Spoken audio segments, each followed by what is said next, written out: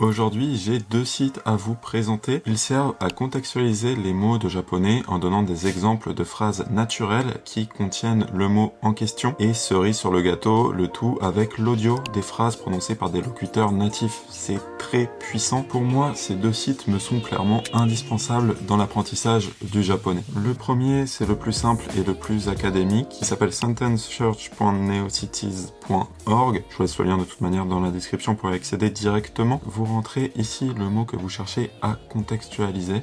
Et là, vous avez la liste des phrases d'exemple qui apparaît. Petite chose à laquelle il faut faire attention ici, j'ai cherché ce kanji qui seul se lit kokorozashi. Cependant, il peut également être associé à d'autres kanji pour former des nouveaux mots. C'est comme ça que le japonais fonctionne, je suppose que vous le savez si vous regardez cette vidéo. Par exemple, ici, on a shibo, ici, on a daishi, donc voilà, qui sont des mots de vocabulaire qui contiennent ce kanji. C'est le petit point sur lequel il faut faire attention lors de vos recherches sur ce site. Il vous remontera toutes les phrases avec le kanji que vous cherchez. Alors, faites bien attention à prendre la phrase avec le mot qui vous intéresse et pas un autre. Par exemple, on peut voir ici la phrase numéro 6 contient bien le mot kokorozashi seul et donc servira de bon exemple pour contextualiser le mot que je voulais. Très simple comme site, vous avez ici l'exemple de phrase en japonais, ici la signification en anglais. Alors pas de français malheureusement, mais ça peut toujours vous donner une idée et surtout en fait ça vous donne les phrases en japonais, hein, c'est le plus important. Et ici vous voyez ce petit logo, si vous appuyez dessus ça va vous jouer le son.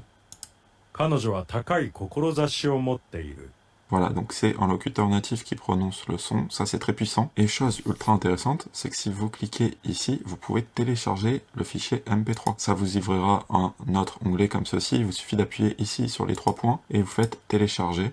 Et là, on peut voir le fichier audio qui s'est téléchargé, et ça, vous pouvez l'ajouter à Anki très facilement. Pour l'expression, je vous conseille de mettre la phrase directement d'exemple. Pour la lecture, si vous avez bien configuré Anki pour apprendre le japonais, elle se renseignera automatiquement, voilà, avec les furigana. Si ce n'est pas fait, je vous laisse la vidéo pour configurer Anki. Dans la description, c'est très important, si vous étudiez le japonais, de bien configurer Anki. Pour la signification, vous avez plusieurs possibilités. Vous pourriez mettre la signification en anglais, si vous parlez anglais. Sinon, moi, ce que je vous conseille de faire, c'est tout simplement de vous rendre dans votre dictionnaire japonais favori et de copier seulement la définition du mot qui vous intéresse. C'est généralement beaucoup plus puissant que de copier la traduction ou l'interprétation de la phrase. Et là, j'ai donc mon mot cible. Donc là, je fais juste en copier-coller. Donc voilà, dans meaning, je vais mettre le sens.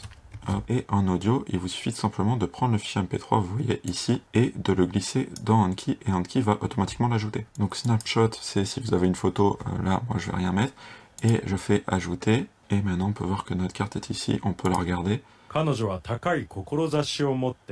vous donne, voilà, une carte complète, faite très rapidement, avec l'audio natif de la phrase prononcée, donc c'est super puissant. Ce site est très simple, très efficace, je l'ai utilisé pendant très longtemps avec beaucoup de succès. Les exemples sont de style académique, la plupart sont en fait issus de manuels de japonais. D'ailleurs, si vous cliquez ici, vous pouvez voir les différentes sources, voilà, qui sont les différents manuels desquels ils sont extraits. Ça peut vraiment être excellent selon ce que vous cherchez. Attention, ceci dit, il possède une limite que le deuxième site que je vais vous présenter ne possède pas, c'est qu'il ne parse pas les mots que vous rentrez, il ne les analyse pas si vous préférez. Exemple, si vous cherchez par exemple kowagaru, il vous sortira ici seulement les phrases avec le mot exact. Donc là on a deux exemples où c'est kowagaru. Pas de conjugaison, pas de déclinaison, rien du tout. C'est vraiment le mot tel que vous le rentrez dans la barre de recherche. Et parfois, vous allez devoir jouer vous-même en fait avec la conjugaison pour trouver des exemples qui vous conviennent. Par exemple, moi, j'aime pas trop les exemples qu'il y a ici. Donc, je me dis peut-être que je vais tenter, je sais pas, la forme en masse. Donc, à la place de kowagaru, ça va être kowagarimasu. Voilà. Et si je recherche cette fois-ci comme ça me remonte en résultat différent. Et là, on peut imaginer que cette phrase me convient plus et du coup que c'est celle-ci que je vais utiliser. Mini défaut qui est quand même du coup contournable assez facilement. Ceci dit, l'un de vous m'a contacté sur Discord et m'a partagé un autre site de banque de phrases. Ce deuxième site, c'est mon nouveau site indispensable pour l'apprentissage du japonais. C'est immersionkit.com. Encore une fois, vous avez le lien direct dans la description. Vous rentrez ici le mot qui vous intéresse.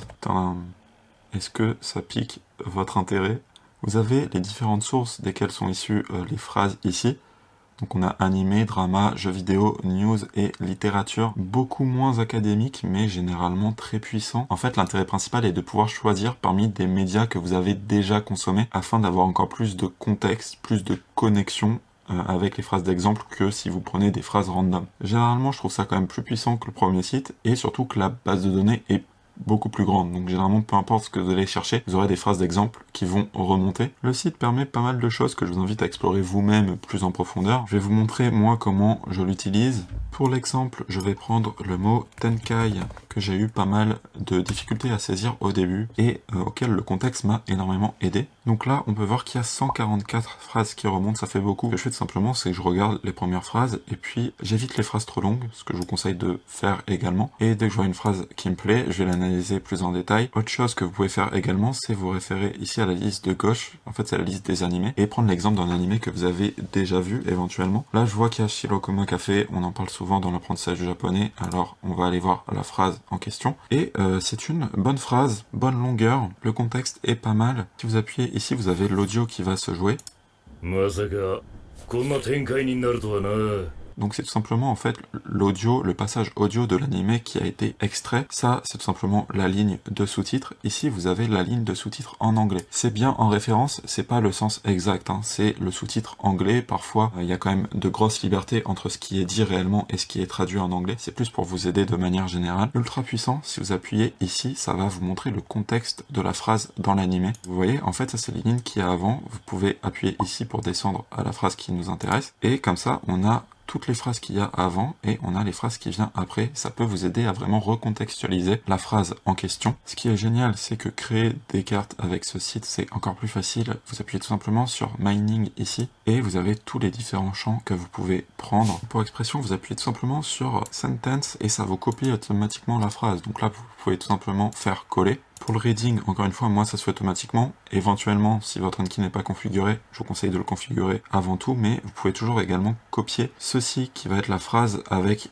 les furigana de configurer pour Anki. Donc voilà, vous pouvez toujours vous rabattre sur cette option éventuellement. Pour le meaning, soit vous pouvez prendre ici la phrase en anglais, soit encore une fois vous vous référez à votre site de dictionnaire préféré, soit le site contient un dictionnaire directement intégré selon ce que vous recherchez. Bon, c'est un dictionnaire en anglais, mais si vous parlez anglais, ça peut vous suffire. Et voilà, vous pouvez par exemple copier ça et l'ajouter à meaning. Pour l'audio, il vous suffit de cliquer sur sound et pareil, là vous faites simplement coller et ça va vous ajouter automatiquement l'audio. Pareil, vous pouvez copier l'image et l'ajouter directement ici. Ça peut être pas mal pour retrouver le contexte. Et ensuite vous appuyez sur ajouter et puis vous avez votre carte.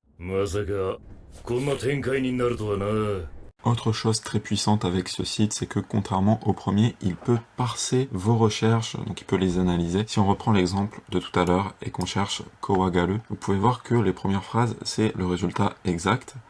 Mais ici, par exemple, on a la forme en T, en T-masse pour être exact. Ici, on a la forme négative en T. Donc voilà, en fait, c'est capable d'analyser ce que vous recherchez et de conjuguer et de vous remonter les différentes formes conjuguées, notamment quand vous cherchez des verbes extrêmement puissant. C'est devenu mon outil préféré pour contextualiser les mots de japonais. Contextualiser les mots, c'est vraiment très puissant pour saisir le sens profond du vocabulaire et voir comment il s'articule au sein de phrases complètes. Ça vous aide généralement à beaucoup mieux les retenir. Si vous apprenez le japonais, allez faire un tour sur ma chaîne YouTube. Il y a pas mal de contenu qui pourrait vous plaire et vous aider. Je vous recommande notamment cette vidéo où je vous présente le podcast idéal pour booster votre compréhension. Tchuss!